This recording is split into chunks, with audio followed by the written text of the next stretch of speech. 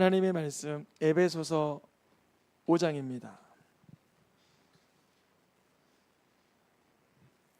에베소서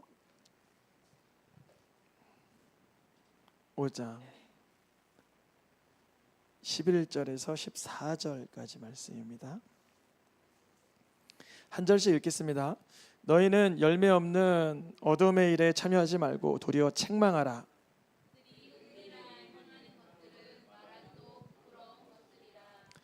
그러나 책망을 받는 모든 것은 빛으로 말미암아 드러나나니 드러나는 것마다 빛이니라.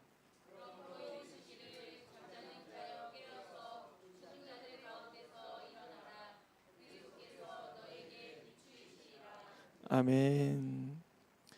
깨어있으라 주제를 가지고 6개월 동안 계속 전하는데요. 오늘은 그 제목을 이렇게 정했습니다. 읽어보겠습니다. 사망 가운데서도 깨어있으라. 사망. 사망이 무엇인지를 좀 살펴보기 앞서서 본문을 통해서 사망을 이렇게 좀 다시 체크해보고 해보겠습니다. 오늘 본문에 보니까 너희는 어디에 참여하지 말라고 기록됐냐면 열매가 없는 어둠의 일. 물론 열매가 아주 없지는 않죠. 육체의 열매가 있죠.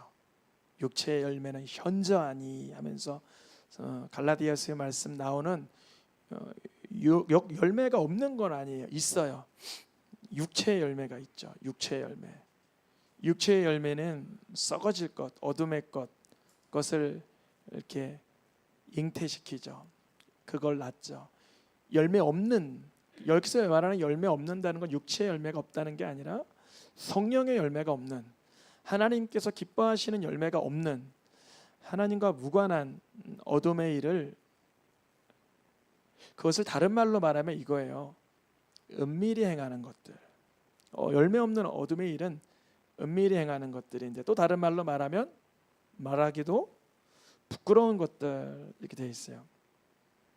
열매 없는 어둠의 일이란 영적 감각이 없이 방탕함에 자기를 방임하는 상태를 말해요. 영적인 감각이 없이 방탕에 자기를 그냥 방종시키는 거죠. 더러운 것을 욕심으로 하고, 음행이나 온갖 더러운 것을 하고, 탐욕을 부리고, 어리석은 말, 희롱의 말을 하는 상태. 이런 어둠의 일을 하고 있는 그 존재를 하나님은 사망 가운데 있다 말씀하세요. 그러니까 죄 짓고 어둠 가운데 있는 그 존재를 사망 가운데 가고 있다. 우리가 허물과 죄로 죽었던 우리다라고 말할 때, 허물과 죄로 분명히 육체적으로는 살아있으나 하나님 보시기에는 죽은 상태인 거예요. 왜냐하면 하나님의 생기가 떠나가 버려서 하나님의 기쁨과 상관없는 어둠의 일, 부끄러운 일, 하나님 미워하시는 일에 몸이 방치되어 있는 상태를 주님은 사망이라고 말씀하십니다. 그러면 사망 가운데 있을 때 생명으로 돌이키는 방법, 사망 가운데도 깨어있는 방법은 뭐냐면, 오늘 본문을 근거로 하면 뭐냐면, 내가 지금 사망 가운데 놓이게 된 그 열매 없는 어둠의 일, 은밀하게 행하고 말하기도 부끄러운 것들이 무엇인지 체크받아야 돼요. 당연히 내가 스스로 알 거라고 생각을 하지만, 사실 우리는 열매 없는 어둠의 일을 하고 있는 그 당사자는 그거 분별하기가 불가능합니다. 자신은 누군가로부터 스포트라이트로 조명을 받아야 돼요. 그것을 오늘 본문에 이렇게 말해요. 책망을 받는 거라 그래요. 뭘 받는 거라고요? 우리 물론 누군가에게 이렇게 훈계를 받고 책망을 받고 지적을 받고 하는 걸 안 좋아합니다. 그런데 오늘 본문을 자세히 보면 이 어둠의 일, 열매 없는 일, 은밀한 일, 말하기도 부끄러운 일이 책망을 받을 때야 빛으로 드러나게 되는 거예요. 그 과정이 필요한 거죠. 그 과정이. 이 어둠 가운데 있었던 상태, 열매 없는 상태, 은밀하게 행하는 말하기도 부끄러운 상태로 있었던 이때 주님은 이렇게 말씀하시는 거예요. 잠자는 자여 깨어서 죽은 자들 가운데서 일어나라 그러시는 거예요. 잠자는 자요. 그런데 그 사람은 정말 잠자고 있어요? 육체적으로 자고 있는 건 아니죠. 육체적으로 자고 있는 자에게는 말할 수가 없죠. 그러니까 잠자는 자라는 게 뭐냐면 세상에 깊이 빠진 거예요. 새 속에 깊이 빠진 거예요. 세상과 새 속과 어둠과 열매 없는데 한껏 깊이 빠져버린 거예요. 그래서 거기선 깨어야 돼요. 여기가 이 땅이 전부가 아닙니다. 이 세상이 모든 것이 아닙니다. 거기에 혼임을 들여서는 안 되고 하나님 나라를 준비하며 성실히 사는 것이 건강한 겁니다. 그 영적으로 죽은 자들 가운데서 일어나십시오. 이렇게 책망을 받게 되는 때 그럼 어떻게 살라고? 세상 사람들 다 이렇게 사는데 탐욕을 부리며 살고 욕심을 부리고 살고 내 맘대로 방종하고 방임하며 사는 게 그게 쾌락이고 좋다고 하시는데 어떻게 살라고? 이 빛으로 드러날 때 책망을 받을 때 세상 사람처럼 이거 못된 일 좀 하지 마세요. 당신 그렇게 못되게 살고 게으르게 살면 잘못됩니다. 이런 책망의 수준이 아니라 그 책망이 받아지는 순간 그 책망으로 인하여 내 속에 있는 게 뿔나고 분노나고 받아들여지는 게 아니라 아주 영적 객관화가 돼가지고 뚜렷하게 보이게 되는 경험을 하게 돼요. 내 이야기인데 내 수치가 아니라 내가 그 나의 죄와 허물을 독대하게 되는 경험을 시켜주세요. 나의 그 흉측함이나 나의 그 시커먼 영적 그 열매 없는 어둠의 가운데 있었던 내 모습을 마치 영화를 보면서 뚜렷하게 우리가 감상하듯이 내 모습을 명확하게 보여주세요. 그럼 그때 어떻게 하면 좋지? 이렇게 어둠의 일, 열매 없는 일, 하나님과 관계없는 삶을 살았는데 어찌하면 좋지? 그때 우리에게 그 책망만 해주시는 분이 아니라 우리를 밝은 빛으로 인도하시는 분이 누구라고 기록되어 있냐면 그리스도께서 너에게 비추어 주시리라 이렇게 기록되어 있어요. 그리스도는 우리가 예수님이라고 직결해서 번역을 하지만 그리스도는 원래는 메시아죠. 메시아는 어떤 의미를 갖고 있냐면 기름 부음 받은 구원자를 말해요.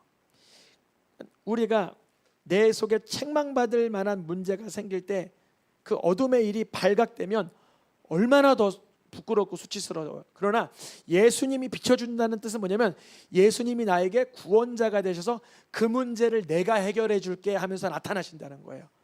우리가 죄의 문제나 상처의 문제나 어둠의 문제나 끔찍한 문제나 두려움의 문제 가운데 정말 열매 없는 일에 한껏 어두움 가운데 사망 가운데 거하고 있을 때 주님이 찾아오시면 빛으로 우리를 회복시키는 능력으로 나타나시는 거예요. 말씀을 가지고. 그러니까 예수님은요 우리에게 찾아오실 때 잘했다 칭찬만 하시는 게 아니라 때로는 우리 가운데 교정해야 되고 수정해야 될 것을 말씀해 주세요. 그럼 예수님은 교정돼야 구원하시고 수정돼야 구원하시니까 그런 거예요? 우리를 위해 그러신 거예요? 중요해요. 우리를 위해 그러시는 거예요. 우리가 이 땅에 살 동안 모든 게 다 완벽해지지 못할 수 있어요. 미움에 관하여, 증오에 관하여, 용서에 관하여, 겸손에 관하여, 경건에 관하여 우리는 예수님처럼 100점이 되지 못할 수 있어요. 그런데 주님이 왜 우리에게 비춰주시고 책망하시고 회복되기를 기대하시냐면 그게 참 하나님 자녀의 기쁨이고 능력이기 때문에 그래요. 주님이 이 땅에 성육신 하시게 오시기 전부터 말씀 받으면 우리가 그 말씀으로 인해서 온전해지는 것을 이미 신구약 전체에 말씀하고 계세요. 잠언 1장에도 읽어보겠습니다. 나의 책망을 듣고 돌이키라. 하나님께서 책망을 주실 때 있어요. 그러니까 즉 책망이 말씀이 나를 방망이로 때리듯 땅 때리는 거예요. 양날에 검이 있는 검이 훅 찔러 들어와서 내 속을 싹 도려서 보여주는 거예요. 레이저보다 강력한 빛으로 내 속을 쏘여주는 거예요. 말씀이. 이 책망을 듣고 돌이킬 수 있는 주의 말씀의 능력이죠. 그런데 어떤 사람들이 잠언에 쭉 읽다 보면 있냐면, 첫째, 교훈을 멸시하면서 책망을 받지 아니하는 그룹이 있어요. 책망을, 하나님의 말씀을 업신여기는, 지옥이 있긴 어디 있어, 그냥 내 마음대로 살면 되는 거지, 열심히 살면 그게 즐거운 거지, 꼭 하나님만 믿고 예수님을 구원자라고 말할 이유가 있겠어? 그래서 말씀을 계속 거부하고 업신여기고 멸시합니다. 오히려 말씀을 전하는 자를 흠잡아요. 당신은 뭐 나보다 난 게 있어요.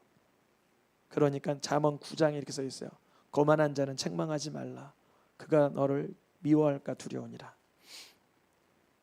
그러나 자주 책망을 받으면서도 목이 뻣뻣해진 사람은 갑자기 패망을 당하고 피하지 못하리라. 하나님의 말씀이 우리 귓가에 들릴 때 내가 하나님 앞에서 이미 구원받은 자로서 어떻게 더 주의 뜻대로 살아야 될지 진심으로 내가 돌아봐 줄 수 있도록 축복합니다. 이 하나님의 말씀이 되게 칼날처럼 방망이처럼 빛처럼 쏘여지는 때 그것을 놓치면 안 돼요. 왜냐하면 훈계의 책망은 이렇게 기록되어 있어요. 무슨 길이라? 생명의 길이라.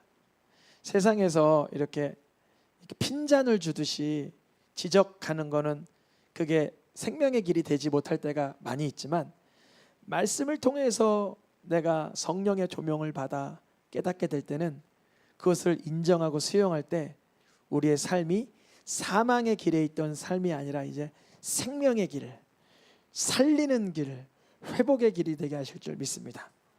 예수님도 이 땅에서 복음 사역을 마치고 하나님 보좌 우편에 떠나실 때 이 책망 사역을 누가 감당하려고 그러셨냐면, 바로 성령님이 오시면, 그 성령님이 오시면 세상을 무엇하시리라?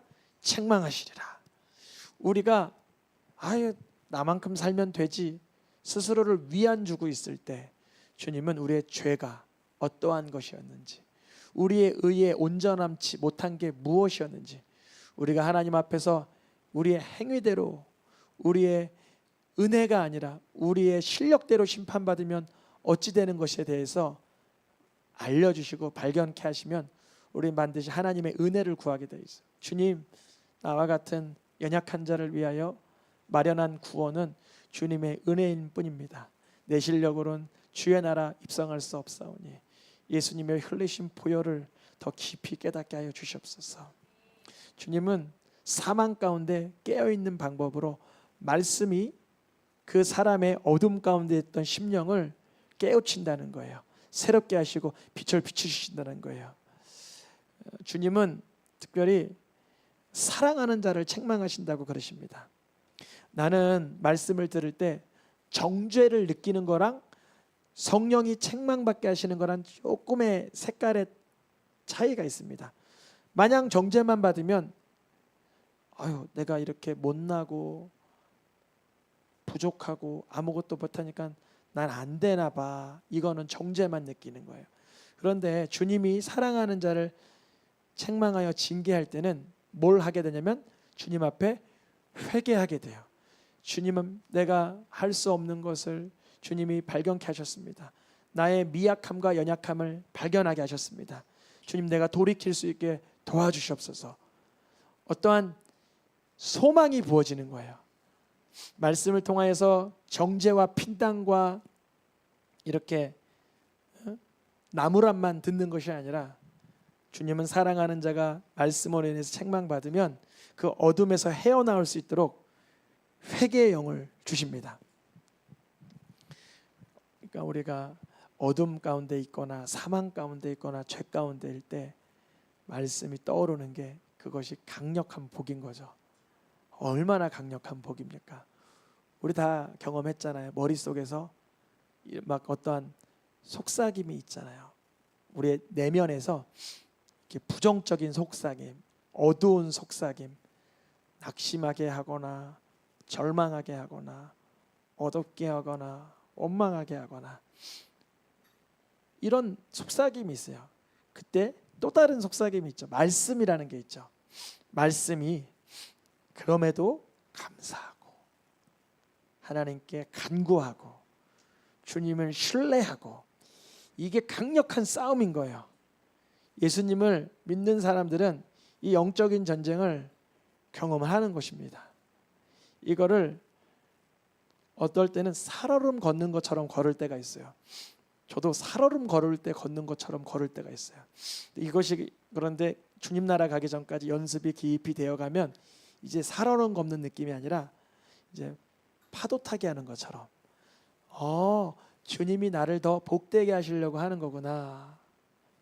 주님이 나를 온전케 하시려고 하는 거구나. 주님이 사랑하는 자를 책망할 때 무엇도 같이 하신대요? 뭐 하신다고요? 신기해. 말씀만 떠오르는 게 아니라 어떠한 타격이 와요. 타격. 그 타격이 뭘까요? 어떠한 그 괴로움이죠. 말씀이 떠오를 뿐 아니라 하던 게 잘 삐뚤어진 거거나 좀 고통이 따른다거나 그럴 수 있어요.